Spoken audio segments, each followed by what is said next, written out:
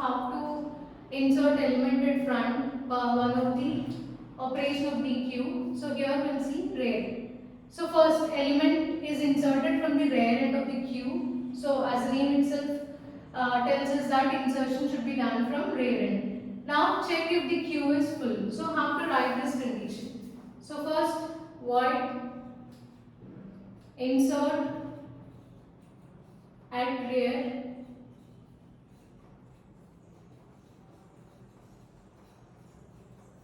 so in this first check if queue is full. So if is full,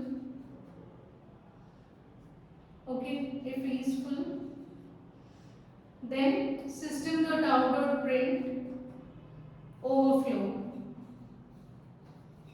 or queue is full. Else, see if queue is full, you need to check this condition. So queue is full is, we already saw that. So if front equal to 0 and rear equal to size minus 1 or front equal to rear plus 1, then it indicates queue is full. So you can refer to the insertion at front part in order to understand it in a better way. So now, so since queue is not full, we need to move to else part. So check if queue is not full. If queue is not full, you can insert element at rear. So you need to use these two conditions here. First check if queue is empty. So what is the condition for queue is empty? So you can write it as else if queue is empty means front equal to minus 1. In that case, you need to make both front and rear as 0. So front equal to 0 and rear is also equal to 0. Else, so for example, if queue is not empty and elements are already existing in queue.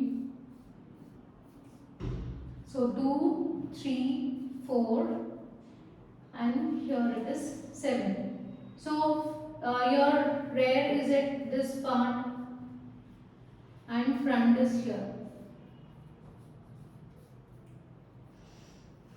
Okay, then now queue is not empty. So move to else part, increment rear by 1. So here I want to insert an element. So you can increment this rear value by 1 and you can insert new value at this case. If rear is the last index, for example, if this is not the case, second case is we already have values say rear is pointing to this location. So if rear is the last location, then in that case, instead of incrementing by 1, you need to make it to 0. So you can't increment it by 1 as it reaches the maximum limit. So you need to make it to 0.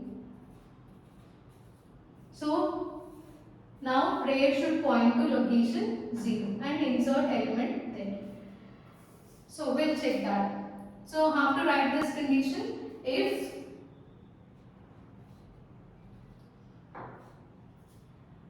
rear is the last index, that means if rear equal to size minus 1,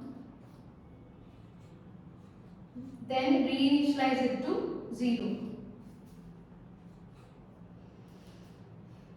Else, increment it by 1, rear equal to rear plus 1.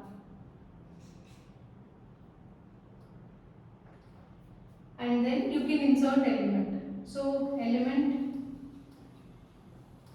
will be inserted at A of rear.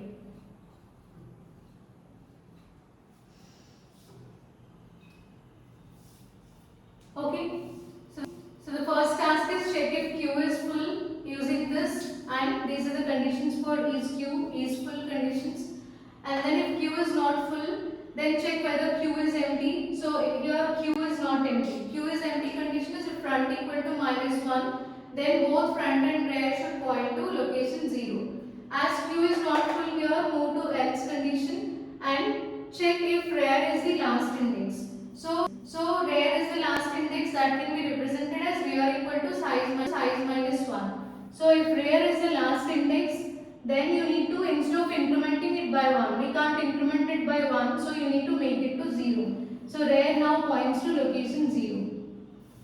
Okay, if rear equal to size minus 1, rear points to 0 and element will be inserted at a of 0. So you can insert new element at a of 0. Or else, if this is not the case, so rear is not the last index. So rear is here.